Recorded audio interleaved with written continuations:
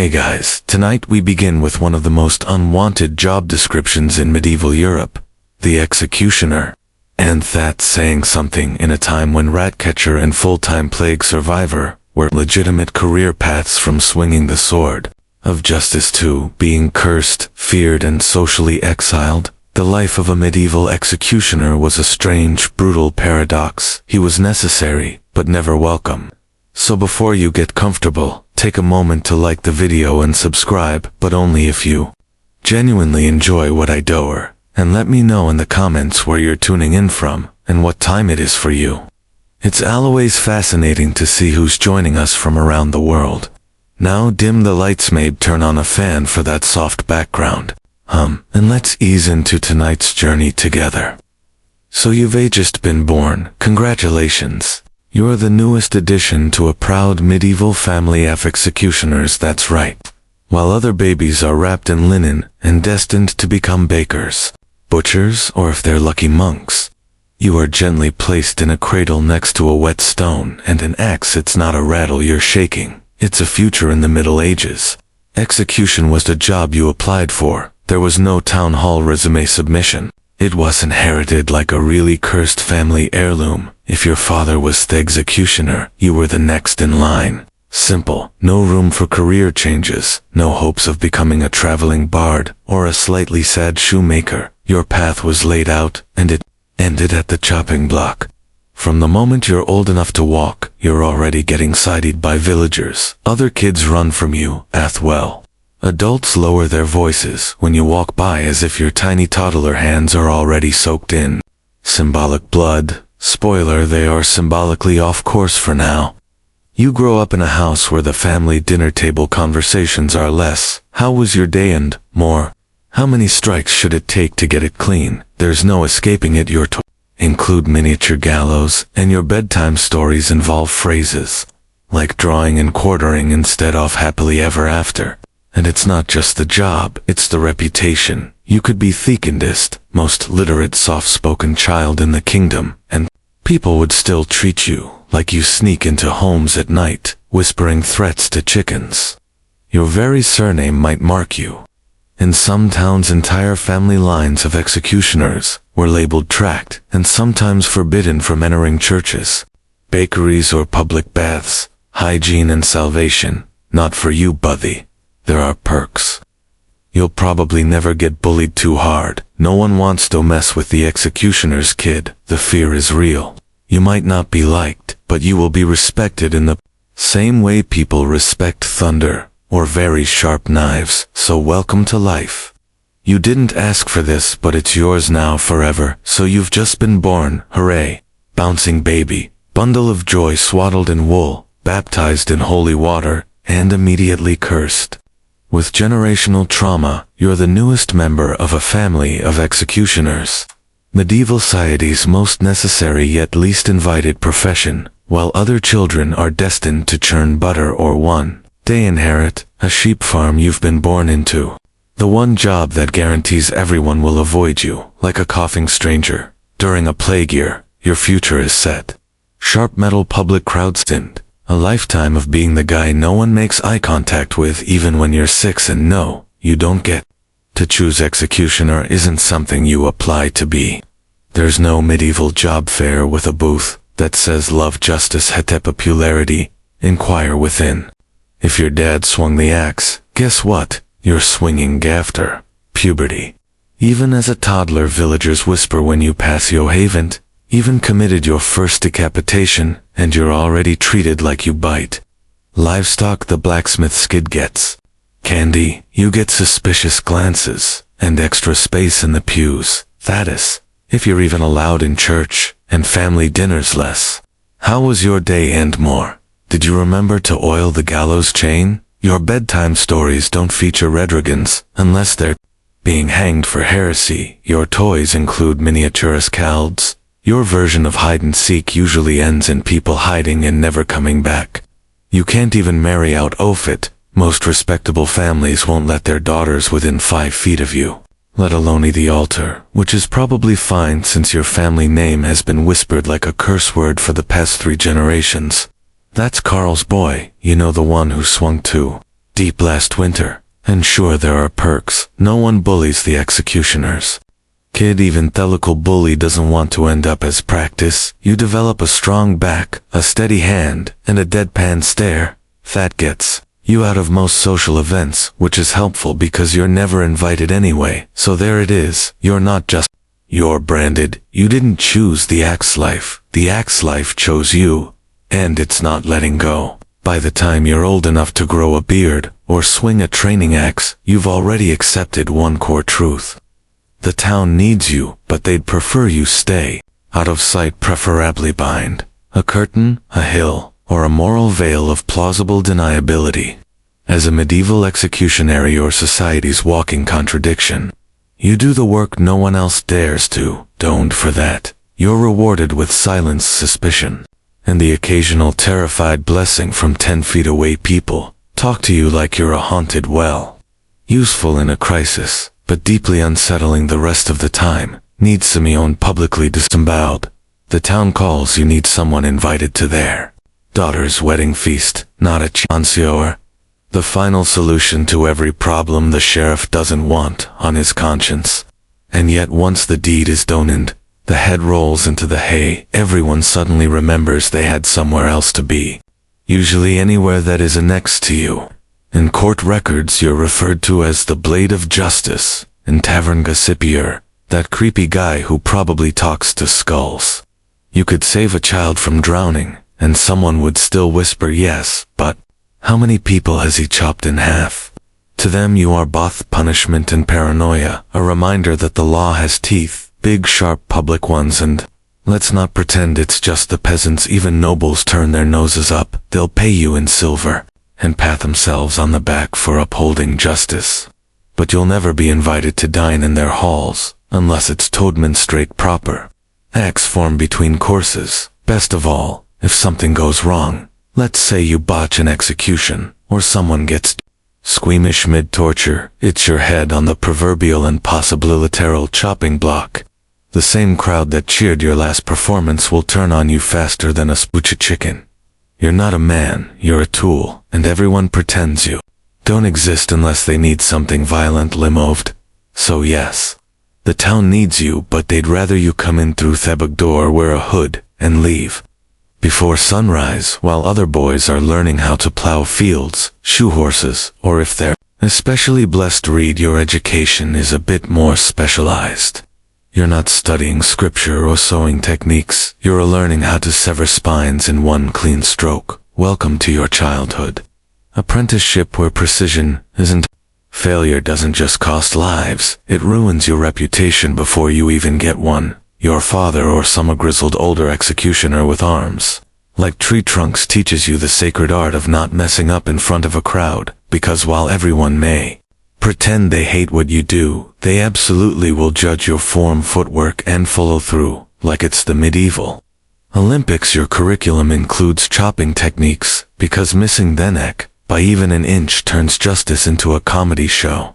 Anatomy, because you need to know which bones are easiest to crack, and which ones will make your axe bounce back in public humiliation. And stage presence, because let's face it, every execution is a public performance. You're the final act, the main event, the reason people leave their farms and bring their kids to town square. Think of it as dinner theater, but instead of dessert there's dismemberment. There's no practice, dummy. Unless you count the occasional pig carcass, or extremely unlucky rebel. Most of what you learn is on the job, and let's be honest, everyone remembers your first time, especially if it doesn't go well.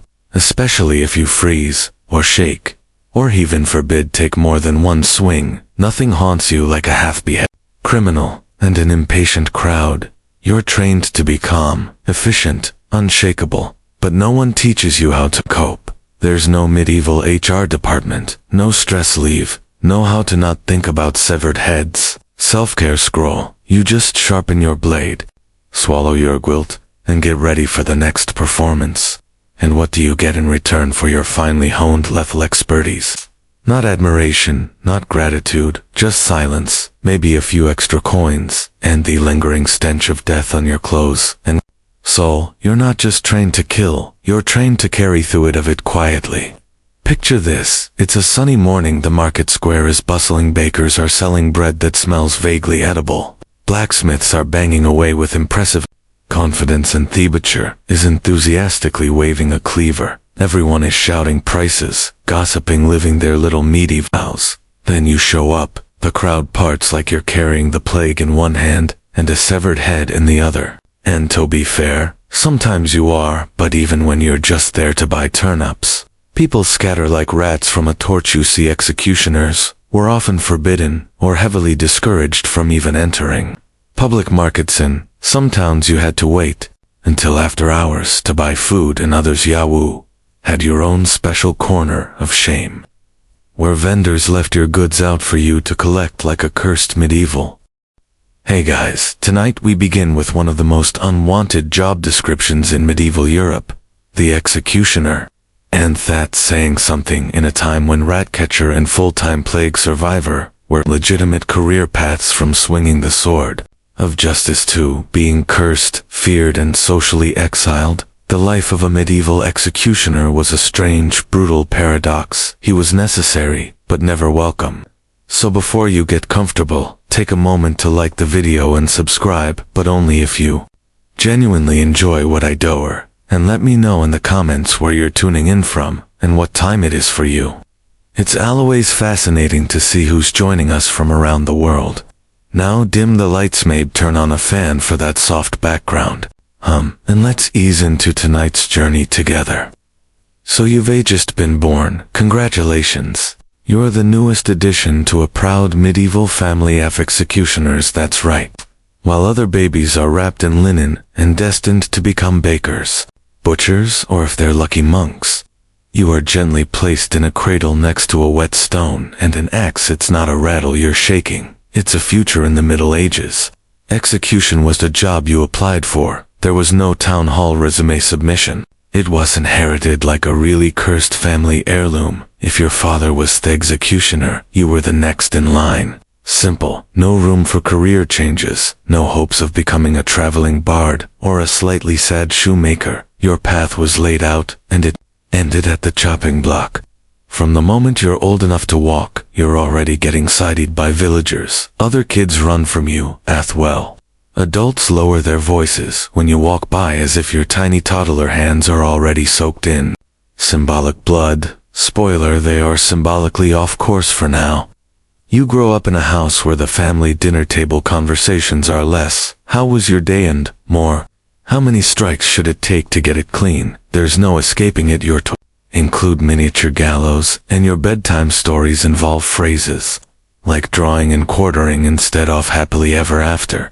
And it's not just the job, it's the reputation. You could be the kindest, most literate, soft-spoken child in the kingdom, and people would still treat you like you sneak into homes at night, whispering threats to chickens. Your very surname might mark you. In some towns, entire family lines of executioners were labeled tracked and sometimes forbidden from entering churches, bakeries, or public baths. Hygiene and salvation, not for you, buddy. There are perks. You'll probably never get bullied too hard. No one wants to mess with the executioner's kid. The fear is real. You might not be liked, but you will be respected in the same way people respect thunder or very sharp knives. So welcome to life. You didn't ask for this, but it's yours now forever. So you've just been born. Hooray. Bouncing baby, bundle of joy, swaddled in wool, baptized in holy water, and immediately cursed with generational trauma. You're the newest member of a family of executioners. Medieval society's most necessary yet least invited profession, while other children are destined to churn butter or one day inherit a sheep farm you've been born into. The one job that guarantees everyone will avoid you, like a coughing stranger. During a plague year, your future is set. Sharp metal public crowd stint. A lifetime of being the guy no one makes eye contact with even when you're 6. And no, you don't get to choose. Executioner isn't something you apply to be. There's no medieval job fair with a booth that says love, justice, hete popularity, inquire within. If your dad swung the axe, guess what? You're swinging after puberty. Even as a toddler, villagers whisper when you pass. Yo haven't even committed your first decapitation, and you're already treated like you bite. Livestock the blacksmith skid gets. Candy, you get suspicious glances, and extra space in the pews. Thatis, if you're even allowed in church, and family dinners less.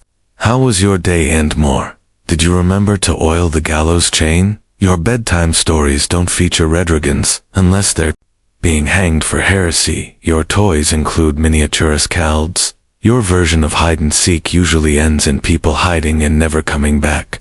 You can't even marry out Ofit. Most respectable families won't let their daughters within 5 feet of you, let alone the altar, which is probably fine since your family name has been whispered like a curse word for the past 3 generations.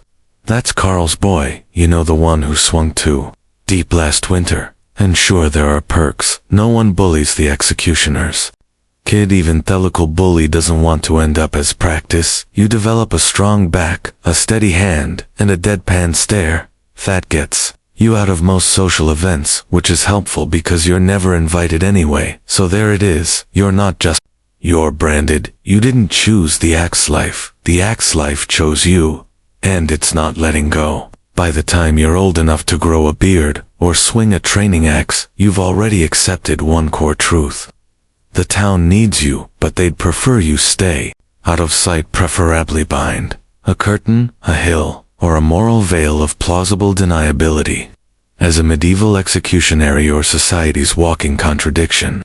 You do the work no one else dares to. Don't for that. You're rewarded with silenced suspicion, and the occasional terrified blessing from 10 feet away. People talk to you like you're a haunted well. Useful in a crisis, but deeply unsettling the rest of the time. Need Simeon publicly disemboweled. The town calls, you need someone invited to their daughter's wedding feast, not a chancellor. The final solution to every problem the sheriff doesn't want on his conscience. And yet once the deed is done and the head rolls into the hay, everyone suddenly remembers they had somewhere else to be. Usually anywhere that is annexed to you.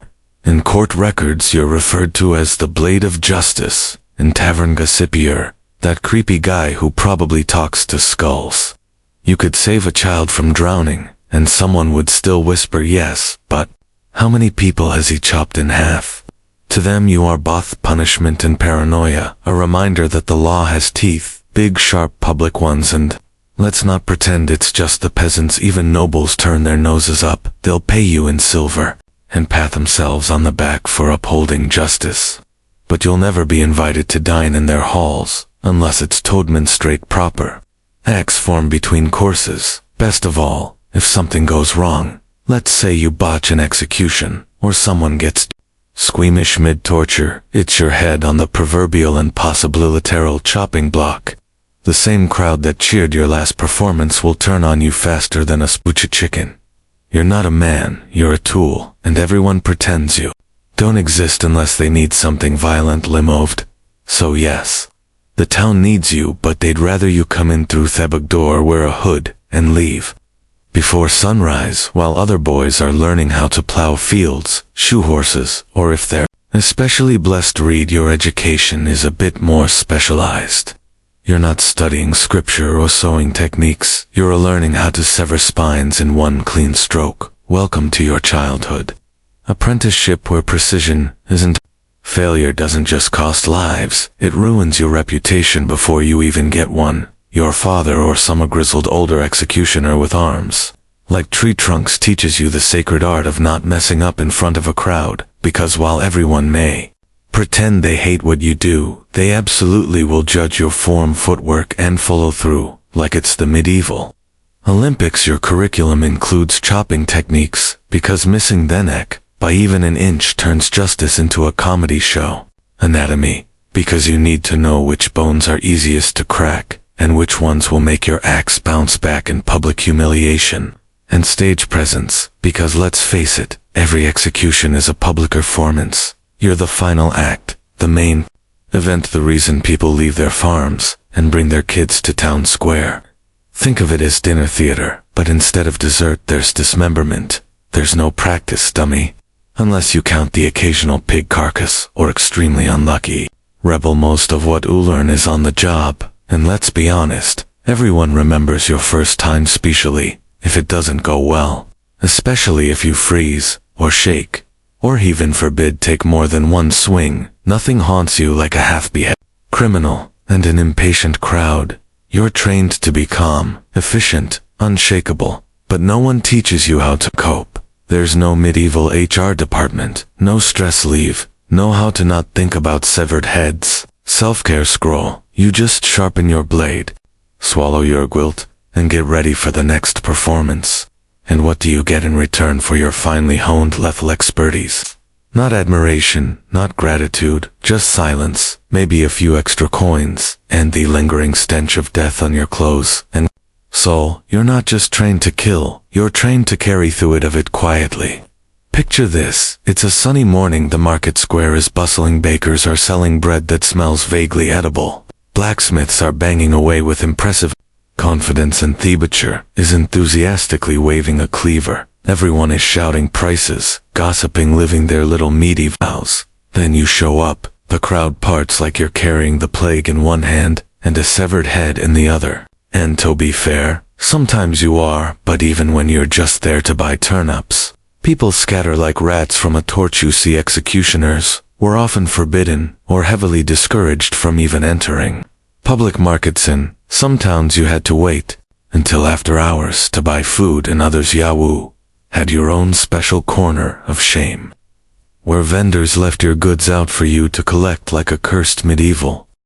Burn the body, bury it in unconsecrated ground, or stuff it into a shallow grave under the gallows. The medieval equivalent of a garbage chute.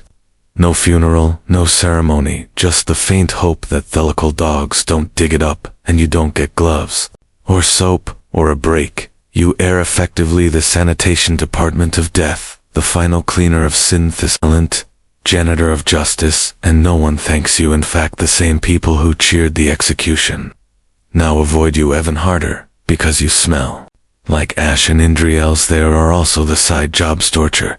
That's on you, branding criminals. You again. Public shaming setups. You're that guy with the hammer and nails. Sometimes they'll even have you flog someone while reading scripture aloud. Your way through a moral meltdown. Oh, and if a noble demands dispensation, quiz, who's cleaning up the noble's mess, with zero witnesses, and a very real understanding that, if anyone talks, they are next. Executioner by title, yes, but by function, you're medieval. Societal purpose horror technician. When the crowds disappear, the priests go silent and the court scribes head back to their parchment. You stay behind, you finish the job. No one else can stomach for all the fear, revulsion, and existential dread wrapped around your role. Being an executioner does come with one undeniable perk. You get paid, in fact, or often paid more than your average peasant. Sometimes much more. Execution store, sessions, dismemberment duties, they all come with a tidy purse of silver. Add in bribes for extra discretion, or making it quick, and you might even find yourself with the kind of money that makes bakers envious. Bothers the catch, you can't spend it like a normal person. You walk into a tavern with a jingling pouch and suddenly Therum gets real quiet. The barkeep pours your ale, then wipes the counter. Like your presence is a stain. You tip him double. He still won't look you in the eye. You go to buy a new tunic, and Thader hands you the finished product. With tongs, the coins you give him are real, but to him they're cursed blood money. He mutters as if the silver will bite him, and heaven forbid you try to give charity. One time you tried donating to the church. They took the donation, then used it to pay some eels to clean the holy relics just in case. Sure, you can accumulate wealth. You might even build a small home with actual furniture. Rare for your class, but irony, the more you earn, the more isolated you become. You're rich, yes, but like a dragon hoarding gold in a cave alone, and feared people assume the money makes up for the stigma that a heavy purse balances. A heavy conscience. But gold doesn't silence nightmares. It doesn't scrub blood from your memory, or buy you back your humanity. It just sits there, cold, shiny, useless for the things that matter. You don't buy peace with money in the Middle Ages. You buy silence, you buy space, you buy the right to drink alone at a corner table without being told to leave, and deep down, you know the truth. Every coin you carry was bought with someone else's last breath. That's the currency of your life, and no amount off it ever buys forgiveness.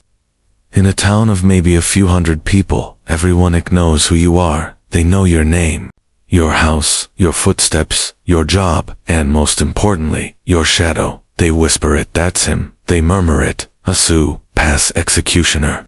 They pull their children close as if you might excite and tell a depth someone mid-walk, and yet, despite this widespread recognition, no one really knows you. You could have a favorite song, a childhood memory, a surprisingly decent hand at wood carving, but that doesn't matter. Your entire identity is reduced to one role. The blade people don't see you, they see what do your living job description, even when you're off duty, just walking towed by onions. People cross the street like you're contagious. No one asks how you're doing. No one asks if the job weighs on you because they've already decided you don't feel anything to them. You're not a man with doubts or regrets. You're the axe with legs. It's a strange duality. You are known by everyone yet fully understood by no one. You're present in every courtroom.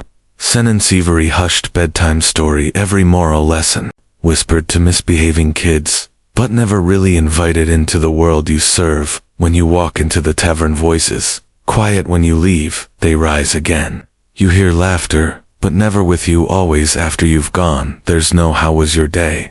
No you holding up all right. No do you ever wish it was different? If you speak too much, you're unsettling. If you say nothing, you're cold. If you smile, that's the worst, it's creepy. The man who swings the sword shouldn't be smiling ever, and so over time, you play the part. You become the figure they already believe. You are grimslant and carved from stone. You learn to stand still, to nod, to fade. Because while everyone in town knows your name, not a single one of them knows. Yeah, you're a myth, with a pulse, a necessary ghost, familiar in function, alien in everything else. After a long day of dismemberment, blood-stained boots, and polite public trauma, you finally return him to your charming little hut, outside the walls, surrounded by silence, and a slight smell of iron. You take off your cloak, you lay down your axe, you sit at the edge of your straw mattress, and try to be human again. But the nightmares are already waiting. You lie down and close your eyes, and there they are, the faces, not heroic, not villainous, just people. Some screamed, some cried, some mumbled prayers with trembling lips, some looked you straight in the eye, as if to say, you know this is wrong. And the worst ones, the ones who said nothing at all, the calm ones, the resigned ones, the ones who accepted their fate faster than you ever could. You relive every swing you feel, every bone crunch. You hear the gasps of the crowd, their disgust, their delight. You see the bodies falling, in slow motion like tragic marionettes with their strings cut. There's no escape, not in sleep, not in silence, not in drink. Believe me, you've tried. You start to flinch at everyday sounds. The clatter of firewood, the snap of rope, the creak off wooden stairs. All reminders, all echoes. And you never forget the ones you batched, the blade that hesitated, the cut that went crooked, the moan of someone you was supposed to die faster. You carry that no one checks on you. There's no medieval counselor for post-traumatic decapitation disorder. You don't write letters, you don't cry in public. You stare into the fire and hope your soul doesn't go fully numb before your hands do. Sometimes late at night, you ask, what if they were innocent? What if justice got it wrong? What if he got it wrong? But you already know the answer doesn't matter, because the sentence was passed, the crowd gathered, X fell, and the nightmares stayed. You were trained to kill, not to grieve, but your dreams didn't get the memo, so you wake up with clenched fists, aching temples, and blood that won't wash away, because it's not on your hands anymore, it's in your head, the thing no one tells you when you become an executioner. Is this you? Don't retire? There's no ferule feast, no pension, no golden axe mounted on a plaque. You just start shaking one day, or missing or dreaming too loudly, and the town begins to whisper. Not with sympathy, with concern, not for you, for efficiency. Because Totem, you're not a man, you're a mechanism, a moving part in the justice machine. As long as the blade is sharp and the swing is steady, they nod from a distance and pretend you don't exist. But the moment you falter, the instant your hands tremble on the block, or you take a second too long with the rope themachine cax, and they all notice suddenly you're a problem, a libertine, not because your soul is unraveling but because you're disrupting the spectacle. The crowd didn't come to see guilt, they came to see competence, so the town begins its quiet transition.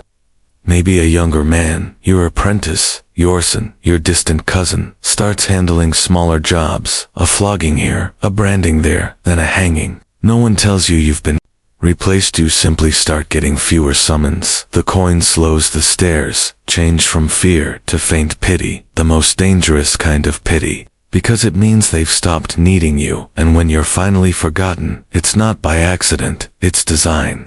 You fade into your cottage outside the walls, your tools rusting beside you, your hands once strong and precise now tremble when you lift a spoon. Your knees ache from a lifetime of kneeling at the block, and no one comes to visit your name, becomes an uncomfortable footnote in village memory. Remember old what's his name? The one with the axe? Oh yeah. Didn't he go mad, and when you finally die, probably underneath? Church still isn't sure whether to bury you inside the gate, or just leave you under a tree somewhere, because, in the end, you were never part of the town, you were a service, and services when worn out are quietly discarded. At first the job made sense, the condemned were thieves, murderers, heretics, you were the arm of the law, the edge of justice, you didn't question, you executed efficiently, publicly without hesitation. But as the years dragged on, and the block grew slick with repetition, something began to itch beneath the surface of your certainty. It starts small, a man sentenced for stealing a loaf of bread. He had 5 children, no defense, just hunger. Then, a woman accused of witchcraft, because she muttered prayers in the wrong language. You saw the fear in her eyes, the absolute confusion, asked noose, slipped over her neck. And then the nobles, the ones who ordered death's snout, because of guilt, but because of politics, land jealousy, or the need to make someone disappear.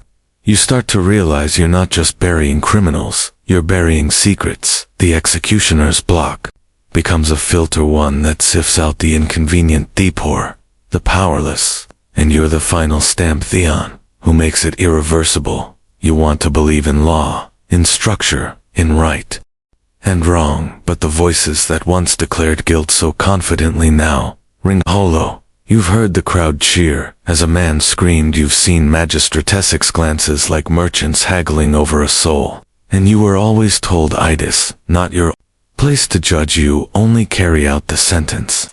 But what happens when the sentence is wrong? There's no room to ask, no confessional booth, no forum. You sit alone at night sharpening your blade, wondering how many lives were ended because someone needed a message sent, and you can't say anything. Not just because it's dangerous, but because who would listen? You're the executioner. No one believes the man who wears the hood. You don't get opinions, you get orders, so you bury justice one stroke at a time, not because you want to, but because you have to, because in this world, truth is a luxury. And you're just the broom that sweeps it under the scaffold. And the worst part, you're starting to think you were never justice's sword, just its gravedigger.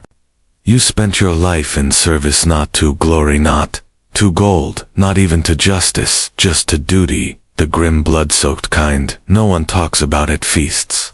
And when your end finally comes, it isn't dramatic, poetic final words, no family gathered at your bedside.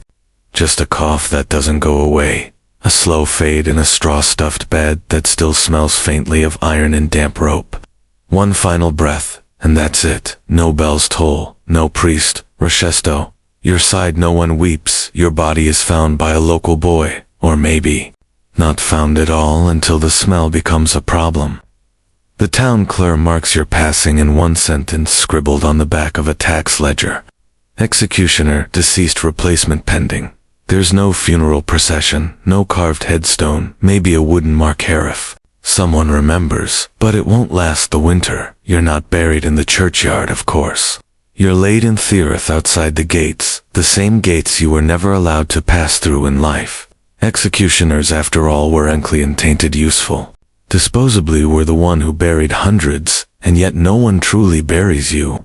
The town moves on quickly. There's always another blade, another son, another poor soul, who inherits the job like a curse, wrapped in tradition. In the years to come, people might speak of you in fragments, the one who beheaded that baron, remember? The one who drank alone, and never looked anyone in the eye, or worse.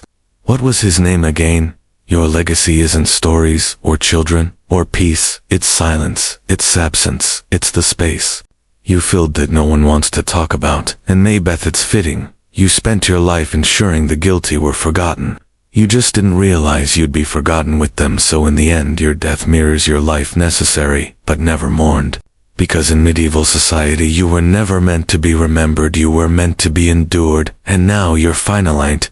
It all started with water running through a ditch. On January 24, 1848, a man named James W. Marshall, working on the American river near Call, California, looked down and saw something strange glinting in the sun. At first he didn't believe it. It was just a tiny yellow flake. Could have been fool's gold, but no, it passed the scratch test. It was real gold, actual gold. He ran to tell his boss, John Sutter, who was less than thrilled. Sutter wasn't thinking about riches, he was thinking about land. He was building an agricultural empire, and he knew what a gold discovery meant. Chaos, stampede us off, strangers, squatter claims, and the end of his carefully laid dreams. So the two men tried to keep it quiet. Spoiler, they failed miserably. Within weeks the rumors spread like wildfire, literally faster than the mail system. Locals were showing up with pants and pickaxes people abandoned jobs mid-shift. Sailors jumped ship in San Francisco and vanished into the hills. Newspapers didn't even bother fact-checking. Gold found in California was printed like gospel, and then all hell broke loose that summer. President Polk confirmed the discovery in a speech to Congress. That was it. The genie was out of Fabitol by 1849. Over 90 people nicknamed 49ers were pouring into California by land, sea, and every miserable in between. Route imaginable, and what started as one man squinting into a ditch became the largest mass migration in U.S. history. Bothers the thing. Marshall never got rich, neither did Sutter. The discoverers ended up broke, bitter, and pushed aside as the gold fever they unleashed consumed everything. So picture it, one accidental flicker in a muddy trench led to a global stampede, reshaped, map-fueled American expansion, and catapulted California from sleepy frontier to statehood in just 2 years. And the irony, the men who found the gold barely got a nugget. Now that we've set the stage, let's dive deeper into the madness, the migration, and the myths that turned California into the land of golden dreams and broken promises. Imagine you're a farmer in Ohio, or a shopkeeper in Boston in 1849. You hear the whispers, see the headlines, gold, mountains of it just lying there for the taking in California. Sell your land, kiss your family goodbye, and start walking literally across the country. That's what thousands did. And just like that, the age of the 49ers had begun. They came in waves from every state, and from places much farther. Latin Americans, Australians, Europeans, even a contingent of Chinese miners braving the treacherous Pacific crossing. Some came in covered wagons, and during cholera, starvation, and every kind of weather hell the West could throw at them. Others boarded creaky ships, took at it through Panama, and hoped they wouldn't catch yellow fever before boarding another ship north to San Francisco. And oh, San Francisco, a once sleepy port town with maybe 1-0 residents before the rush. By the end of 1849, over 25,000 people had flooded. In it was a surreal transformation. Canvas tents popped up faster than buildings. Whole ships were abandoned and turned into warehouses, prisons, and hotels. You could walk through the harbor without touching water, just stepping from one deserted ship deck to another. It wasn't glamorous. Picture mountains of mud, makeshift saloons, overpriced pickaxes, and a real estate market that made Manhattan look like a bargain bin. A single leg might cost you threes, a decent pair of boots, good luck, maybe $100. Inflation ran wild and scams were more common than gold nuggets, but that didn't matter. The dream was enough. Gold fever had its grip. Some struck it rich in a single afternoon. Others dug for years and died penniless. the rivers of the Sierra Nevada became clogged with miners, each swinging a pan hoping their next scoop would change everything. This migration changed more than just California, it altered the entire American psyche. Suddenly hard work wasn't just noble, it might make ya wealthy. Manifest destiny got a shot of adrenaline. California, barely a blip on the map a year before, was now the promised land, of course, when thousands of desperate men pile into the same favelas with shovels. Things get tense. So you've made it. You've walked across deserts, survived a century, and maybe even dodged a few bandits. You've reached gold country. Congratulations. Now, the real misery begins. Mining wasn't a hunt, it was back-breaking, soul-crushing labor. Forget chests full of gold coins. This was hours spent knee-deep in freezing rivers, swirling pans, oaf gravel, praying to find a glimmer. Most didn't. For every lucky strike, there were 1,000 empty pans, and 0 aching backs. In the early days, it was all a boot placer, mining, scooping gravel from riverbeds, and letting water do the work. But as the easy gold vanished, things escalated. Miners turned to rucker sloughs, and eventually hydraulic mining, a violent process that blasted entire hillsides apart with water cannons. It tore through the land and poisoned rivers, but it got results. The camps were echoes. Imagine a rowdy collection of tents, makeshift cabins and saloons, all stitched together by desperation. And mud bathing was optional, food was scarce, whiskey was not. Violence simmered under the surface, arguments over claims turned deadly fast, especially when no one trusted the courts, and everyone had a shovel. And then there was the disease, with thousands crammed into unsanitary camps. Cholera and dysentery were just part of daily life. If you didn't die from contaminated water, you might die from a poorly cooked squirrel, or an infection from a minor cut. There were no real doctors, just a few medicine men with more moonshine than medical knowledge. To top it all off, the prices were absurd. A shovel that cost $2 in New York could rent you $30 in the mine's eggs, or luxury items, laundry, hope you enjoy wearing. Dirt, and if you struck it rich, good luck keeping it. Theft was rampant. One moment you had a pouch of gold dust, the next morning it was gone, and so was your bunkmate. But somehow the myth-injured people kept coming. The hope, the gamble, the raw possibility of it all. Wasina, where gold went, people followed, and where people went, chaos wasn't far. Pound. The gold rush didn't just create mining camps, it birthed entire towns overnight. Places like Placerville, Marysville, and Deadwood. Yes, that Deadwood exploded in population faster than anyone could control. They were called boom towns, and the name fit. They boomed into existence, and often collapsed just as fast.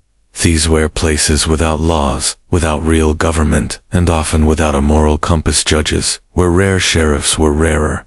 And the gold, it made men desperate. If you didn't stake a good claim, someone might steal it. If you did stake a good claim, someone might still try to steal it, or just shoot you and take it. Enter the vigilantes. In towns where the law hadn't arrived, or had been paid off, citizens often took justice into their own hands. Vigilante groups formed, sometimes with noble intent, other times with pure greed. Trials could be quick, sentences quicker.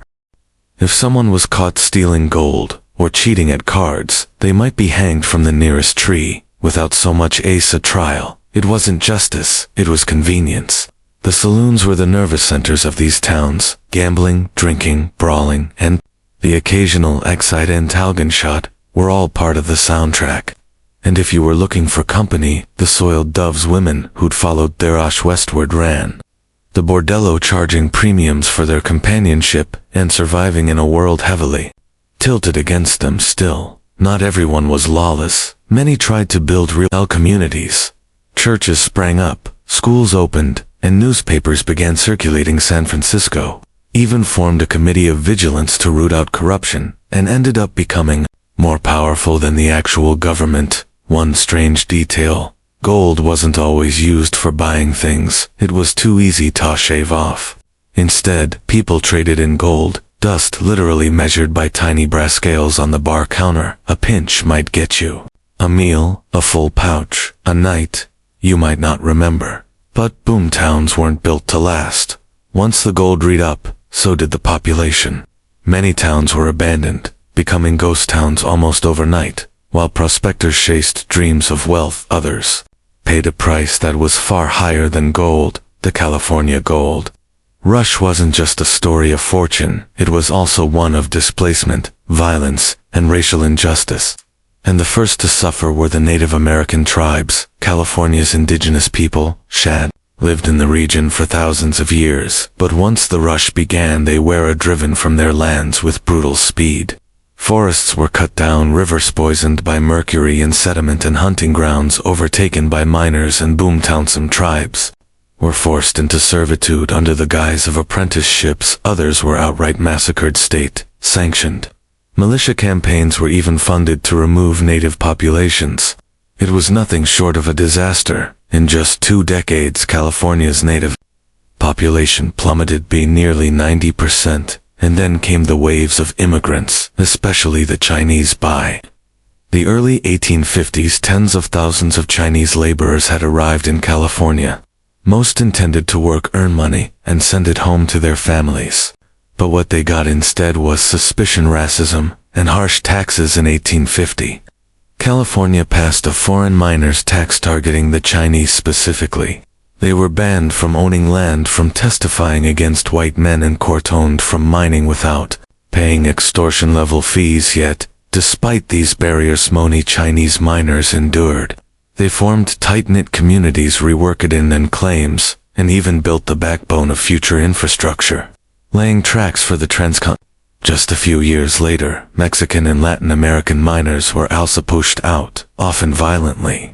Despite having legitimate claims and gold mining experience, they were ended out of towns, labeled greases, and stripped of their rights, and both free and enslaved individuals came west, seeking opportunity. Some did find it establishing businesses, farms, and even newspapers. But the racial lines were always shifting, and the promise of freedom came with no guarantees. Slavery wasn't legal in California, but loopholes were exploited by Southern slaveholders, who brought enslaved people with them, under other names. The gold rush transformed America, but it also revealed its deepest contradictions. It was a land of opportunity, yes, but only for some golden ant. Just glitter. It greased the gears of a transforming nation. The California gold rush injected a seismic jolt into the U.S. economy. By 1852, gold exports from California totaled over $80 million. That's billions in today's dollars. That kind of influx doesn't just fill pockets. It fills banks, backs currencies, and fuels industries. Suddenly, California wasn't a sleepy western frontier. It was the epicenter of national attention, wealth, and ambition. But there was one big problem. California wasn't a state. It wasn't even organized territory in the traditional sense.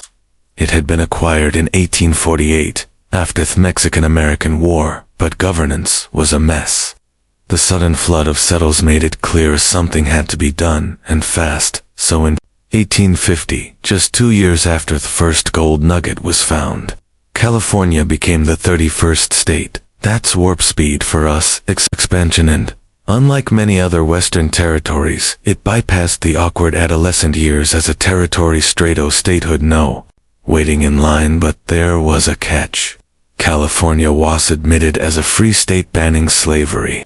This sent the already fragile balance between free and slave states into a tailspin. The South was furious, the North was energized, and the political tension pushed the nation one step closer to civil war. Meanwhile, back in California, the wealth kept flowing, and not just from gold.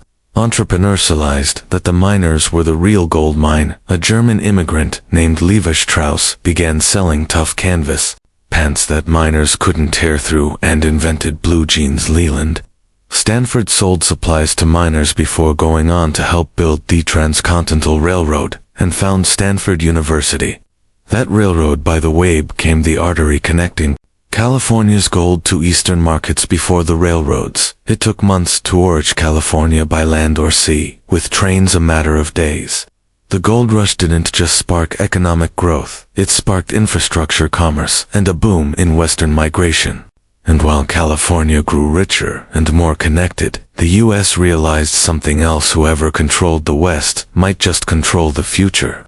If the gold rush turned men into legends, it also turned landscapes into battlegrounds. The earliest mining efforts were relatively low-impact panchovals, maybe a rocker box along a riverbank.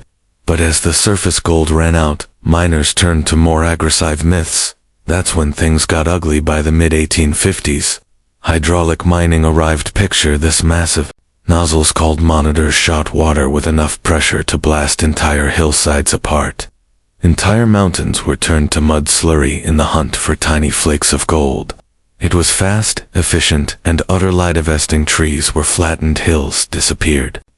Rivers ran brown for miles. Sediment from hydraulic mining clogged rivers and flooded farmlands. The once fertile Central Valley began drowning under tons of mining debris.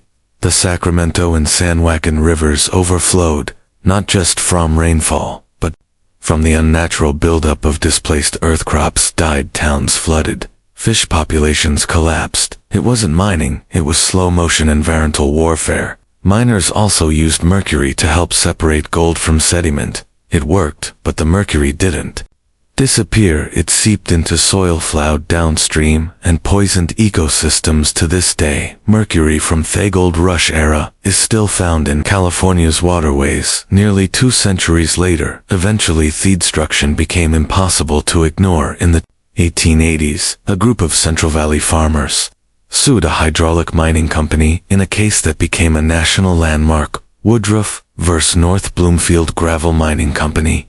The farmers won, and in 1884 hydraulic mining was effectively banned, the first major environmental ruling in U.S. history. But damage had been done. The California landscape had been reshaped, sometimes by in recognition. Forests turned to barren mudflats, hills hollowed out, and never recovered rivers were rooted ecosystems. Appended, and yet the gold rush also sparked the beginning of America's environmental conscience. As people saw the toll, voices began to rise calling for balance, for responsibility, for protection of the land. These were the seeds that decades later would grow into national parks and conservation events. The gold rush built dreams, yes, but it also left scars. By the late 1850s, the richest gold veins had been tapped. Boom towns began to empty, and pickaxes were traded in for plows, pens, and printing presses. But the gold rush wasn't fading, it was transforming. What started as a chaotic scramble became a cultural myth. The California gold rush etched itself into the American imagination as a story of adventure, freedom, and reinvention. Newspapers spun tales of lucky strikes and overnight millionaires, while dime novels turned grubby prospectors into rugged heroes of the West. Of course, reality was messier, but myths rarely need facts. The prospector became an American icon, weathered hat, long beard, gold pan in hand. Never mind that most real miners were broke, or buried in shallow graves. The image stuck. California became synonymous with opportunity. The Americandrium suddenly had a location. Even phrases we still use today were born in this gold-soaked era, striking it rich, panning for gold. And yes, even the mother lode. They all echo the lingo of 1850s mining camps. And let's not forget the iconic Levi's jeans, born from the rugged needs of miners, and eventually adopted by the world. Cities like San Francisco leaned into the legend. What had once been a lawless port now rebranded itself as a gateway to success. Tourism pamphlets spoke of gold country, and old mining towns began staging festivals, reenactments, and parades, celebrating a time that had nearly broken them. The gold rush also deeply influenced American cinema. Westerns romanticized the lone miner with a heart of gold, fending off claim jumpers and wooing saloon girls. It wasn't accurate, but it sold tickets and helped cement the frontier myth in popular culture. But beneath the glamorized legends lay harder truths of environmental damage, racial experiment, lives lost in pursuit of fleeting glitter. Still, the dream endured, and perhaps that was the point, because the gold rush wasn't just about wealth, it was about hope. The belief that if you were brave, or lucky, or stubborn, you could change your life with a shovel and some grit. The California gold rush officially ended in 1855, but its impact really stopped California. Once a remote Mexican frontier had become a powerhouse. Within just a few years, it had gained statehood, reshaped America's economy, and attracted people from every continent. But more than that, it had come a symbol of reinvention, of ambition, of what might still be buried just beneath the surface. The population surge didn't just bring gold hunters, it brought builders, teachers, merchants, and dreamers. Former miners started farms, businesses, and spares. The infrastructure built for gold was repurposed for growth. Roads turned into trade, roots camps into cities, and shacks into homes. San Francisco went from a mud-soaked outpost to a thriving metropolis practically overnight. And the gold rush didn't just leave physical scars, it left an emotional blueprint. That same gamble it all attitude would later fuel the rise of Hollywood's Silicon Valley and the counterculture movements, whether it was celluloid silicon or psychedelics. The idea was the same: come west, try something wild, and maybe, just maybe, you'll strike gold. Even the tech boom of the late 20th and early 21st centuries echoes the spirit of '49. Young entrepreneurs fueled by belief in caffeine rushing into California with nothing but a laptop and a dream. It's not so different from those dusty miners with pickaxes and high hopes, but the gold rush also reminds us of what ambition can cost native communities, decimated ecosystems, disrupted nullity baked into the economy from the very start. For every lucky strike there were hundreds left behind, forgotten in the footnotes today, remnants of that era still. The landscape, ghost towns, rusted mining equipment, and winding trails. Through the Sierra Nevada museums preserve the artifacts, schools teach the legends, and tourism boards sell the fantasy, but the deeper legacy lies in depth psych. The gold rush gave America a permanent sense of urgency. The idea that something bigger, better, richer is always out there. All you have to do is chase it. So when you hear the phrase California Dream, remember it started with a shimmer in the dirt and 1,000 men willing to risk everything for a shot at something more. Long before anyone carved laws into stone or inked treaties onto papyrus, was already shaping the ancient world. It began not with maps or merchants but with footsteps worn, tracks across hills and valleys trodden by prehistoric peoples in search of what they lacked.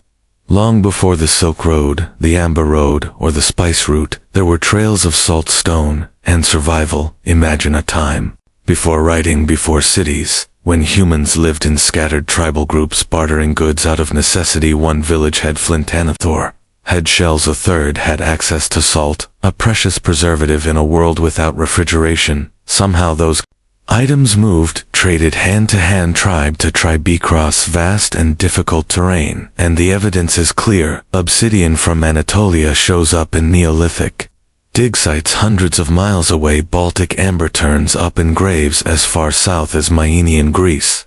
Someone long before borders and bureaucracy was moving these goods. These first trade routes were not carved or engineered. They were organic, dictated by nature. Rivers became highways, mountain passes became corridors, forest trails became lifelines, and with each passing generation these paths grew more defined. Hunters became traders, and traders became messengers, carrying not only goods but also gossip stories, and even early religious ideas. Trade wasn't just about objects, it was about knowledge. It was how farming techniques, metallurgical skills, and even early artistic styles spread between cultures. A tribe that learned how to smelt copper from another might change its entire way of life. A decorative motif, shared through traded pottery, might inspire a whole new artistic tradition. These exchanges were slow, often spanning generations, but they were revolutionary. And all of this happened before writing existed. The legacy of these early routes lies in their persistence. Many later trade roads, like parts of the Silk Road or the Arabian incense trails, followed the same general paths first used by prehistoric traders. These invisible highways were the nervous system of early human connection, a web of trails that wove the world together. Long before anyone ever drew a map by 3000 B.C.E., the scattered barter trails of prehistory had evolved into something more sophisticated, structured commerce between cities, kingdoms, and eventual empires. Nowhere was this transformation more dramatic than in Mesopotamia, the land between the Tigris and Euphrates, often called the cradle of civilization. It was also the cradle of ancient commerce. The Sumerians, and later the Akkadians and Babylonians, weren't just farmers and builders. They were traders, and they knew the value of keeping. Around this time they developed cuneiform, one of the earliest known writing systems. At first it was used to track goods. How much grain was traded, how many goats exchanged, what quantity of beer was delivered to the temple storehouse. In other words, writing was born out of the need to manage trade. These Mesopotamian cities didn't have everything they needed, so trade became essential. They imported timber from the Levant, copper from Oman, tin from Iran, and precious stones like lapis lazuli from what is now Afghanistan. In return they exported textiles, grain, oil, and intricately crafted goods. The merchants who facilitated this trade weren't adventurers, they were professionals, often backed by temples, royal houses with contracts, ledgers, and risk-sharing agreements. Mesopotamia's trade routes extended over land and along waterways. The Euphrates and Tigris served as the main arteries, with barges fing goods between. Cities like Uruk and Babylon, overland caravans of donkeys carried goods north to Anatolia, or east toward Elm. Trade wasn't just economic, it was political. Alliances were forged through exchange. Kings sent gifts to secure peace, and merchants acted as informal diplomats, carrying messages between distant lands. Concept of a merchant class began to emerge. These weren't nobles, priests, or warriors. They were specialists in negotiation, risk, and logistics, and they wielded real influence in time. Their presence became essential to the stability of these early urban economies. Mesopotamia showed that trade could bind cities together, create wealth, and drive innovation. It transformed exchange from necessity to system, from handshakes to contracts. While Mesopotamian merchants ruled the rivers and overland routes of the Near East, another civilization rose to dominate the seas, the Phoenicians. By 1200 BCE, these master sailors from the Levantine coast, modern-day Lebanon and parts of Syria and Israel, had transformed the Mediterranean into one of history's most active maritime trade networks. The Phoenicians didn't build empires through conquest. They built them through commerce. Their city-states, Tis, Sidon, and Byblos, were small, but fiercely independent, and they shared a common gift, the sea. With narrow strips of land and limited agriculture, necessities turned the waves for survival. And they did more than survive. They thrived. Phoenician ships were fast, durable, and ahead of their time. They pioneered the use of Barim ships with 2 rows of oars, making long distance travel more efficient and reliable. These vessels crisscrossed the Mediterranean, trading everything from timber and glass to the famed Tyrrhenian purple dye extracted from sea snails, and worth its weight in gold. But perhaps their most lasting legacy was what they carried along with their cargo, the alphabet. The Phoenician writing system, with its 22 continental letters, would go on to inspire Greek, Latin, Arabic, and Hebrew scripts, the backbone of modern written communication. They established trading posts from Cyprus to Carthage, from Sicily to southern Spain. Carthage itself, which later became Rome's fiercest rival, started as a humble Phoenician outpost. These coastal colonies created a commercial network that rivaled any terrestrial empire. And Phoenician trade wasn't just about moving goods, it was about cultural diffusion. Through their interactions they spread technologies, religious practices, and art styles across 3 continents. Egyptian scarabs ended up in Iberian graves. Babylonian cylinder seals were found in Greek islands. A web of connection grew, not by blood or blade, but by trade. Yet for all their influence, the Phoenicians left behind few monumental ruins. Their legacy is quieter, found in shipwrecks, scattered pottery, and the alphabets we still use today as seafarers.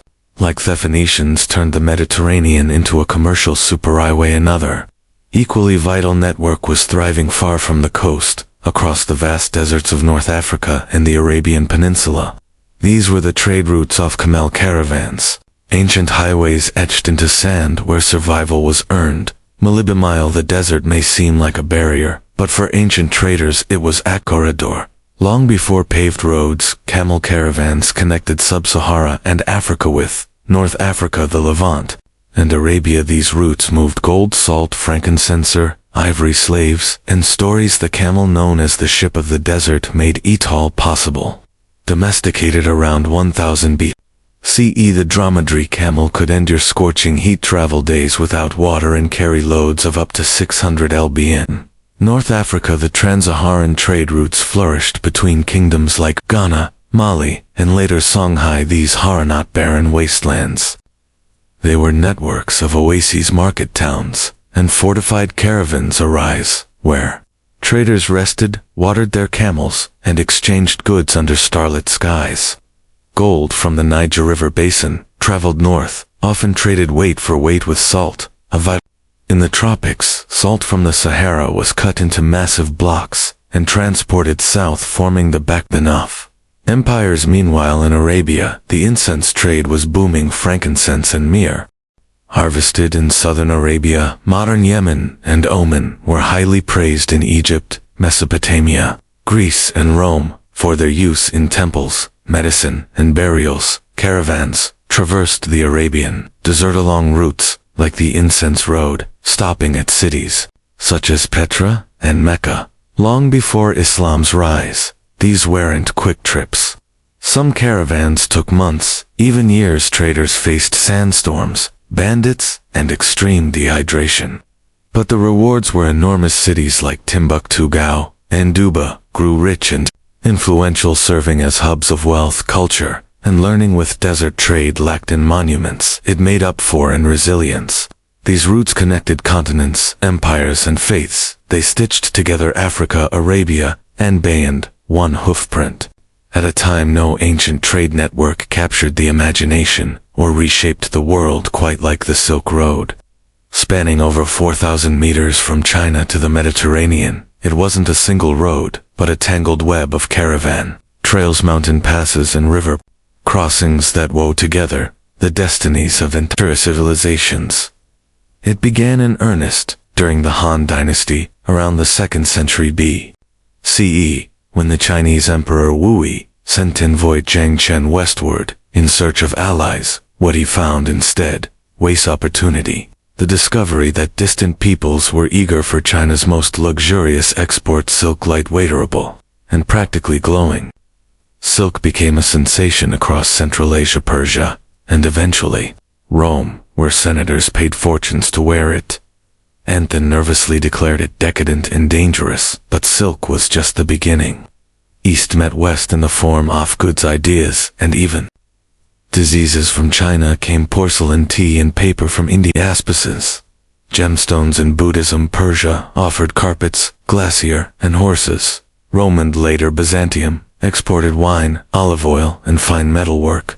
Every link in the chain brought something new and received something unexpected. The road itself was brutal. Traders crossed scorching deserts like the Taklamakan and climbed icy peaks in the Paliers. Bandits lurked at every pass, and merchants rarely made the full journey. Instead, goods changed hands dozens of times, passed along like whispers through markets, and caravans arise.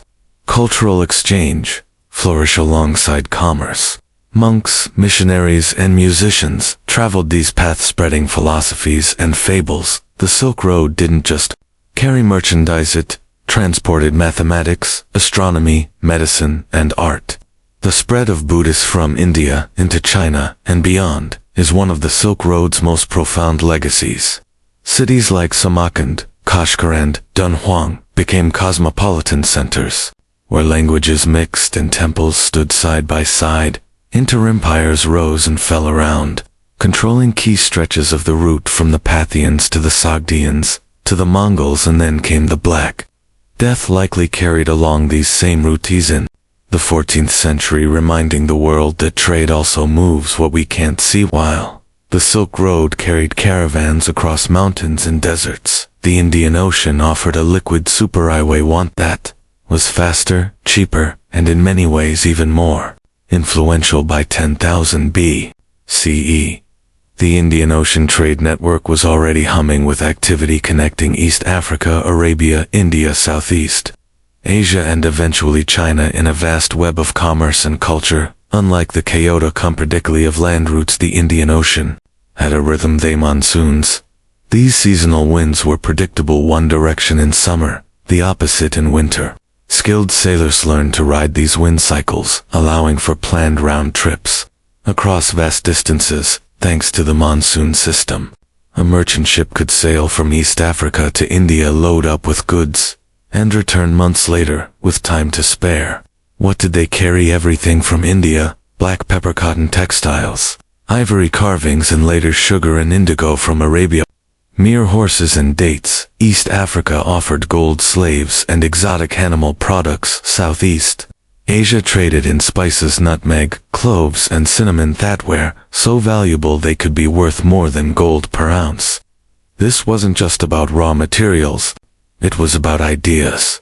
Islam spread rapidly along these maritime routes, not by conquest, but by commerce.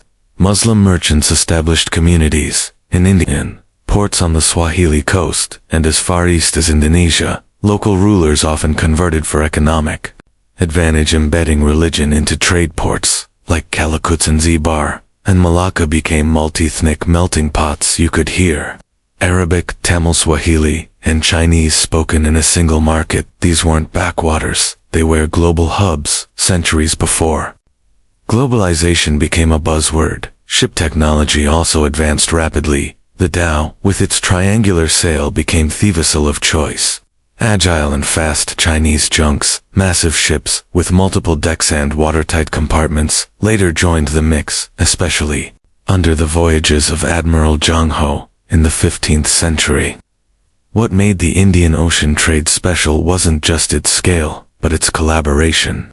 Unlike the territorial empires on land, the sea trade relied more on mutual benefit than brute force, at least until later European intervention.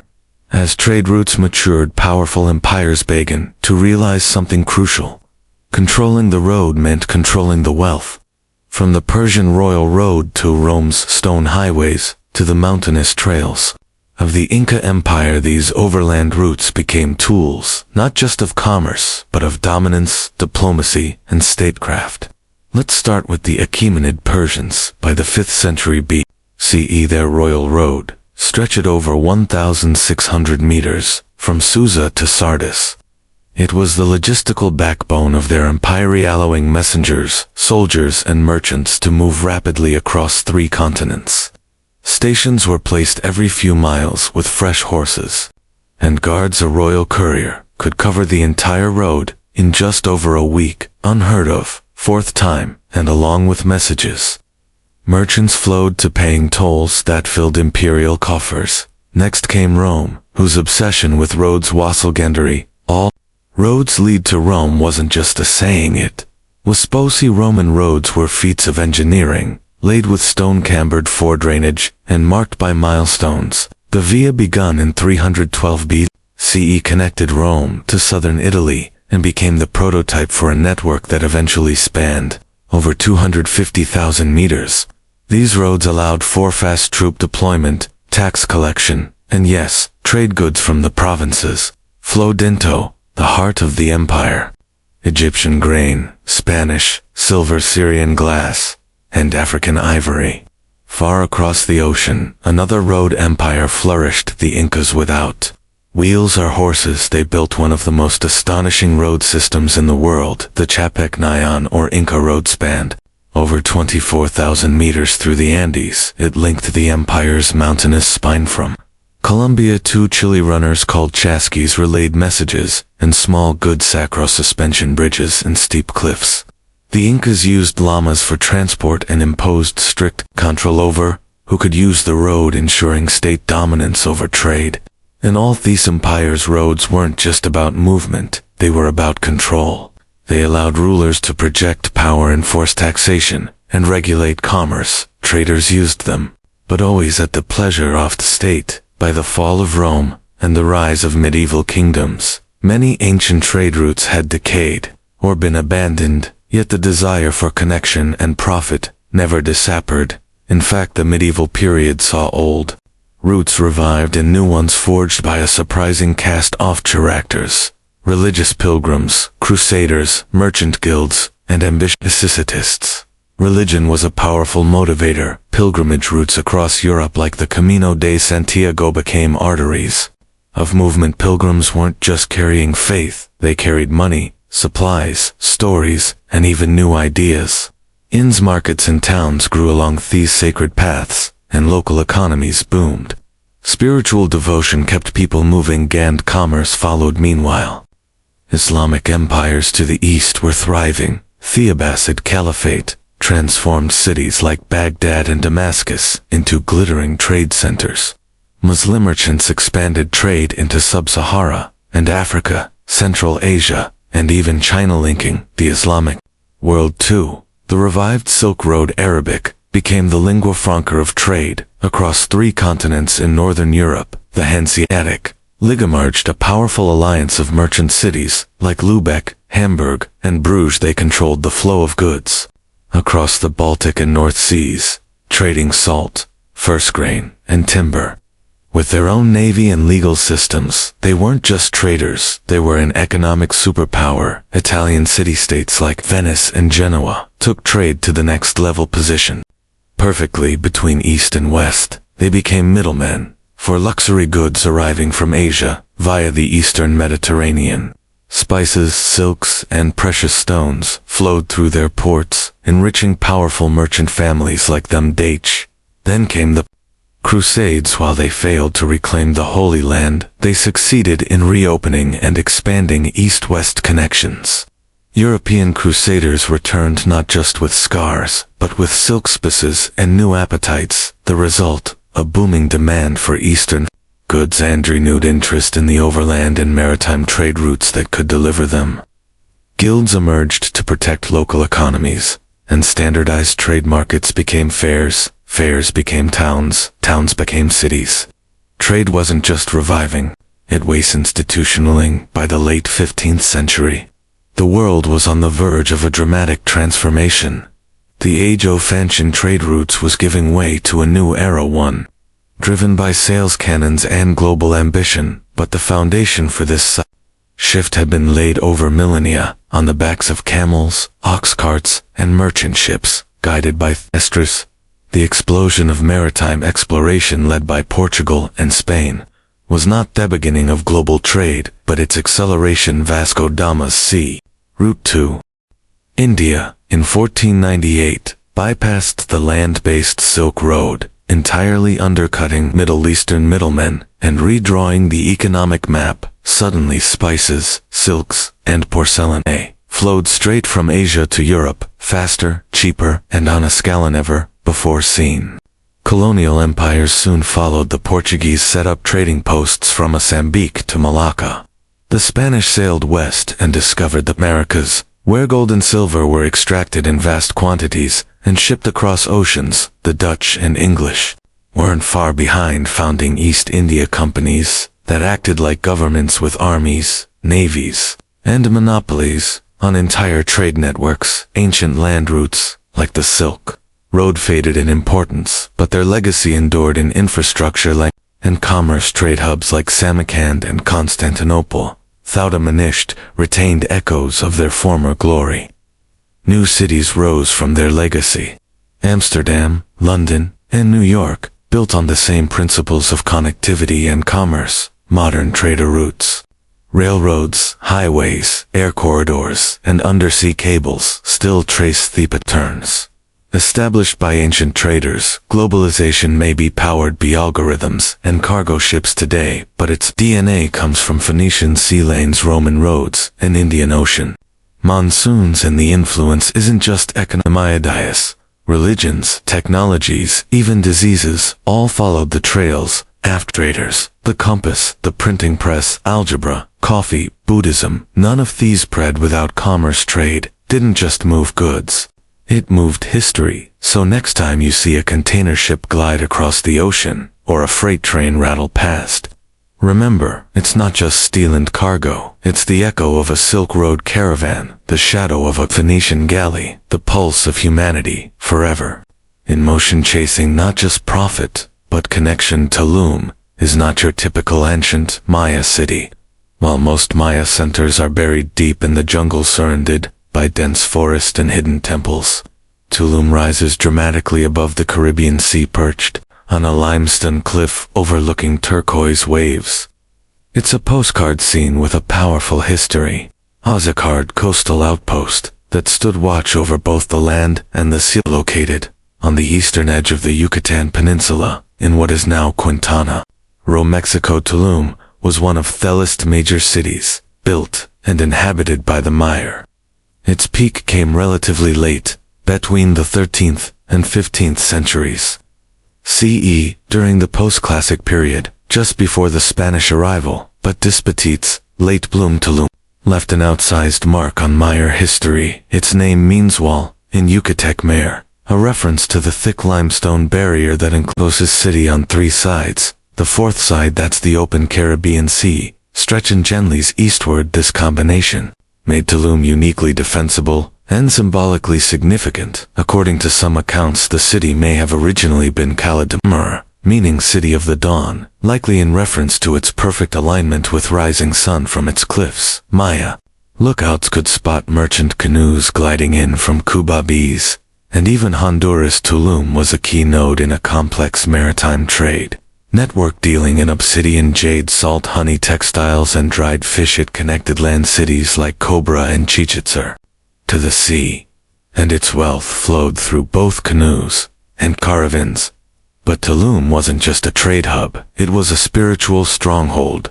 Every building, every platform, and every shrine was carefully positioned, manulined with celestial bodies or sacred dates in the Maya calendar. It was a city that watched the sky as much as the surf. And even after the Spanish arrived, and the city was eventually abandoned, Tulum was never truly forgotten. Its ruins remained visible from the sea, a haunt to passing sailors of a civilization that charted the stars long before Europeans arrived. Tulum, myopia, small compared to Maya giants like Chichen Itza or Tikal, but its compactness is deceptive. Every structure within its stone walls was placed with purpose, guided by astronomy, spiritual belief, and strategic design. This wasn't just a city, it was a cosmic map, carved into stone. At its core, Tulum's layout reflects a balance between the earthly and the celestial. The city is surrounded on three sides by thick defensive walls, up to 5 meters thick and 3 meters high, a clear statement that Tulum was as concerned with protection as it was with worship. But within those walls lies a careful arrangement of temples, altar-stone platforms that aligned with the heavens. The centerpiece of the city is El Castillo, not a castle in the European sense, but a temple pyramid that dominates the skyline. Built on a cliff edge, it served both as a religious shrine and a lighthouse for Maya sailors. When the sun rises directly behind it during key times of the year, it lights the facade in perfect symmetry. Some scholars believe it was used to track the solstices and equinoxes, allowing the Maya to align their rituals with the rhythms of the cosmos. Next to El Castillo is the temple of the descending god, named for the carved figure above its doorway, a figure with wings and an inverted posture, believed to represent a celestial or fertility deity. This temple faces west, catching the sunset, and perhaps symbolizing the transition from day to night, life to death. Key themes in Maya spirituality. Many buildings are constructed on raised platforms and are oriented along precise axes, often northeast-southwest or east-west. These were not arbitrary choices. They echo the mere obsession with tracking Venus, the sun, and the lunar cycle. Even doorways and windows seem to frame celestial events at certain times of the year. Tulum's planners didn't just design a defensible city, they designed a spiritual calendar. In stone, it was a place where architecture, astronomy, and mythology merged into daily life, rising above the turquoise sea like a silent sentinel. El Castillo is Tulum's most iconic structure, positioned at the edge of Alamstone Cliff. It commands not just the coastline but the heavens of fusion, often engineering astronomy and sacred symbolism. Though not as massive as the Great Pyramids of inland Maya cities, El Castillo was never meant to compete in size. It was meant to signal built-in stages. El Castillo likely served multiple roles: temple, shrine, watchtower, and possibly even lighthouse. During the day, its high elevation and stark stone facade made it visible from far out at sea. For Maya sailors navigating the Caribbean in large dugout canoes, El Castillo marked both a physical and spiritual harbor, a beacon of protection under the watch of the gods. But it wasn't just a daytime guide.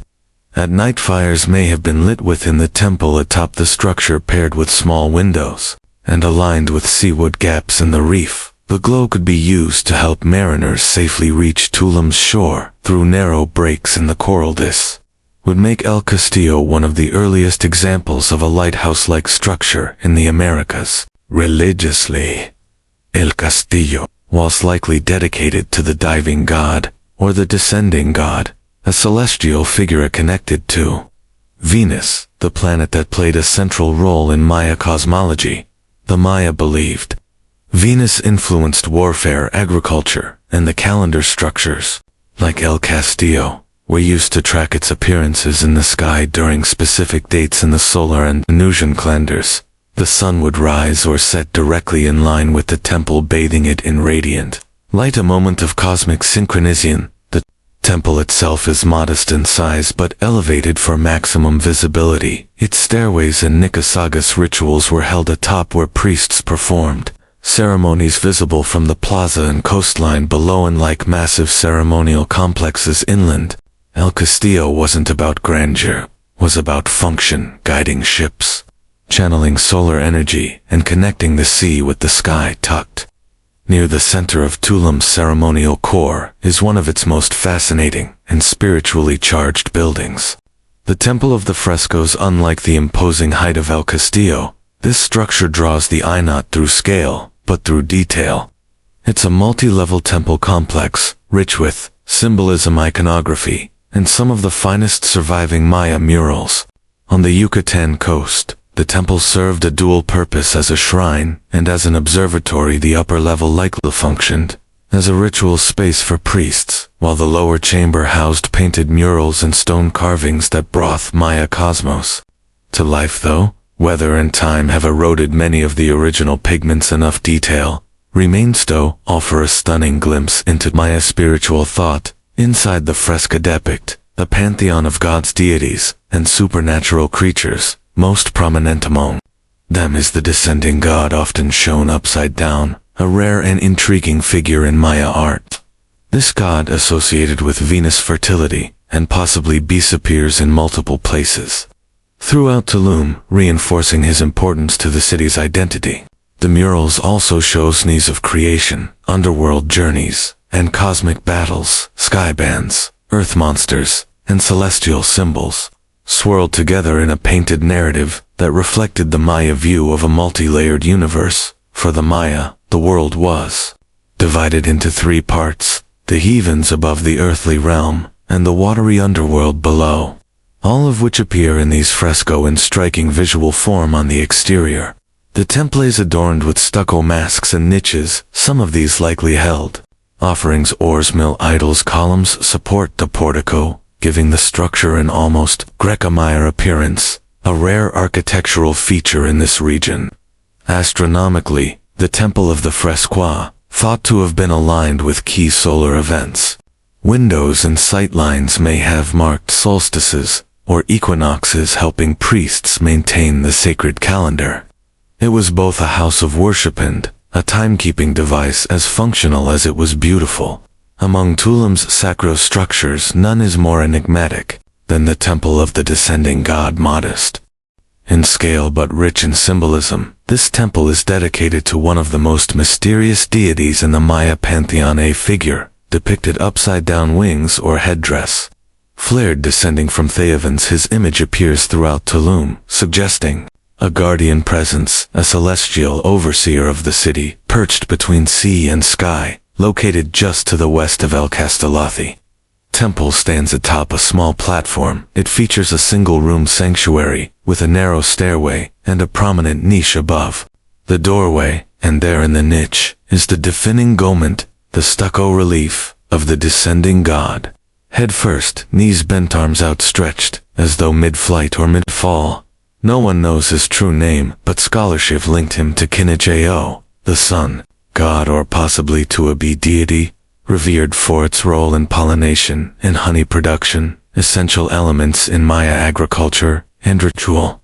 The descending posture is rare in Maya art and architecture. Typically deities are shown upright, enthroned, or in combat, but here, the inverted figure suggests a spiritual inverns, a messenger between worlds, bringing divine influence down into the human realm. Some interpretations connect them to Venus, the morning star, a powerful celestial body in Maya astronomy with cycles of war, rebirth, and sacrifice. The temple itself is aligned to capture the light of the setting sun, creating a dramatic, visual spectacle. During certain times of the year, this alignment may have signaled ritual dates or seasonal transitions. For Tulum's priests, Sukmanits weren't just beautiful. They were divine appointments. Inside the temple would have held offerings, incense burners, and possibly the ashes or bones of elite individuals. Though small, it was a site of intense spiritual significance, a space to commune with the sky, interpret omens, and perform rites under the watching gaze of the descending god. This figure with wings spread and body inverted became a symbol of Tulum itself, a city that stood on the edge of land, between sky and sea, at the turning point of the calendar and the cosmos. While Tulum is celebrated for its temples and astronomical alignments, its physical defenses tell a different kind of story, one of protection, strategy, and geopolitical awareness. Unlike most ancient Maya cities which sprawled openly across the landscape, Tulum was built like a fortress. 3 massive stone walls encircle the inland sides of the city, while the fourth edge ends in a sheer cliff above the Caribbean Sea. Sacred, it was secure. The walls are impressive, even today, up to 5 meters. Thickened as high as 5 meters in some places, with narrow passageways that could easily be defended. These weren't stigma countries. They were practical military installations built to repel raiders, pirates, or rival city-states. The entrances were small, and few, forcing any intruder to enter single file. Vulnerable, exposed, strategically placed along the perimeter, were watchtowers, squat round buildings with small windows or slits that offered clear lines of sight over the land and sea. From here, guards could spot approaching canoes long before they reached shore. These towers may have also doubled as communication points, using smoke or fire signals to alert the city's elite of any threat or arrival. But these defenses also had a spiritual dimension. The walls didn't just keep enemies out, they separated the sacred from the profane. Inside the walls was holy space where temples aligned with the cosmos, rituals echoed the stars, and every step was watched by the gods. Outside was the wilderness, the unknown, and the unstable world of politics and warfare.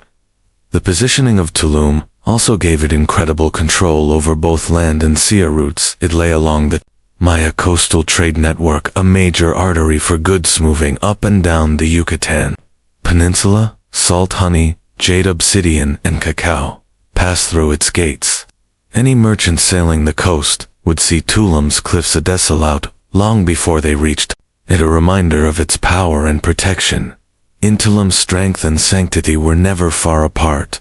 Long before colonial ports and international harbors, Tulum was a thriving maritime trading post, a coastal checkpoint that linked inland major cities with the Caribbean world. Its location wasn't chosen for beauty alone. Strategically perched above the sea with access to sheltered landing beaches, Tulum was built to connect the Mer where expert seafarers. They carved massive dugout canoes from saber trees, some large enough to carry 20-30 people and hundreds of pounds of cargo.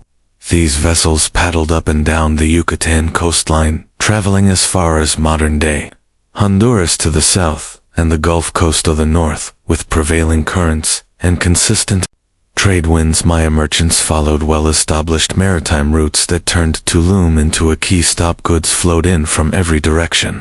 From the inland highlands came obsidian, jade, and cacao, valuable items used in ritual and elite exchange. From coastal regions, merchants brought salt-dried fish, cotton textiles, honey, feathers, and shells. Tulum didn't produce a seal of these items itself. Instead, it served as a distribution point, where goods could be stored, taxed, and redirected along the network. What made Tulum unique was its combination of sea access and defensive structure. Unlike open coastal towns, Tulum had walls. This meant not just protection from raiders, but also control over who came in and out. Goods were monitored, elites collected, tribute and priests likely blessed the transactions, reinforcing the idea that trade and ritual were closely intertwined in Maya society. Foreign merchants may have passed through as well. Some ceramic styles and imported objects suggest contact with other Mesoamerican peoples, including those from central Mexico and the Gulf Coast. Tulum was not isolated. It was plugged into a regional system that pulsed with economic, cultural, and spiritual energy. Canoes likely pulled into small landing beaches just below the cliffs where goods were offloaded and carried up into the city. From there they could have exchanged, stored, or carried inland by human porters to major cities. Like Cabarculum was a crossroads, not just of geography, but of identity. For centuries Tulum thrived as a sacred stronghold and bustling trade port, but like all Tragedies, its dominance eventually faded. By the time the Spanish arrived in the early 16th century, Tulum was still standing, but already in decline. Its wells remained intact, its temples still visible from the sea. But its golden age was clearly behind it. So what happened? Tulum's decline was likely gradual, not catastrophic. There's no evidence of war or violent destruction, no signs of misfire or invasion. Instead, it seems the city slowly lost its strategic importance. As trade networks shifted, and larger inland centers like Chichen and Miopan rose and fell, Tulum's influence began down. The economic arteries that once flowed through its gates may have rooted elsewhere. There's also the broader context of Maya civilization. By the late post-classic period, many Maya cities were already experiencing political fragmentation, shifting alliances and declinant populations. Environmental stresses, including droughts and soil exhaustion, likely contributed to the instability across the Yucatan. These factors would have rippled out to Tulum, even if it was more coastal and less dependent on agriculture. Then came the Spanish. In 1518, Spanish explorer Juan de Grava sailed past Tulum. His crew noted the city's tall stone buildings and imposing walls. They were struck by its scale and structure. A few years later, during Hernán Cortés' expedition to Honduras, the Spanish again passed by Tulum, remarking on its beauty and the towering temple that stood like a sentinel over the sea. But they did not stop to conquer it, not right away. By the end of the 16th century, however, Tulum was abandoned. Whether through disease, disruption, trade, or the cultural upheaval brought by colonization and Christianity, its people gradually left. What remained were empty temples, wind-worn walls, and the echo of rituals once performed beneath thesters. Yet Tulum never fully disappeared. Unlike many jungle-wrapped Maya ruins, it stood exposed, visible from the water, a ghost city on the cliff. Sailors passed it for centuries, its silhouette, a marker of a world that had slipped into Malang after its last incense burned, and its final traders departed. Tulum stood above the sea, not lost, but waiting. Unlike jungle cities like Pelancor, Calakmul, Tulum was never completely buried. Its cliffside perch kept it visible to sailors and locals alike. But it wasn't until the 19th century that it entered the world's historical imagination. In 1842, two explorers, John Lloyd Stephens and Frederick Catherwood, arrived in Tulum during their now famous expedition through the Maya world. Stephens, an American diplomat, and Catherwood, a British artist, were among the first Europeans to document the ruins in detail. Catherwood's illustrations of El Castillo and the Temple of the Descending God, memed European readers saying Tulum quickly gained fame as one of the most photogenic and accessible Maya sites. Archaeological work increased in the 20th century. The Mexican government began preservation efforts, stabilizing structures and clearing vegetational-like deeper jungle ruins. Tulum was relatively easy to access and soon became a popular destination, not just for historians but for tourists, photographers, and spiritual seekers. Today, Tulum is one of the most visited archaeological sites in Mexico.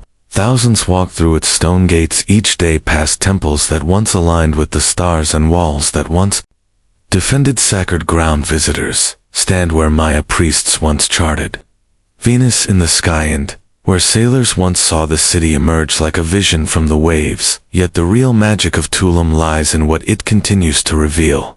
New studies are using layer scanning and satellite mapping to uncover more about the site's original layout and its connections to inland cities. Like Cobra scholars are still debating the true identity of the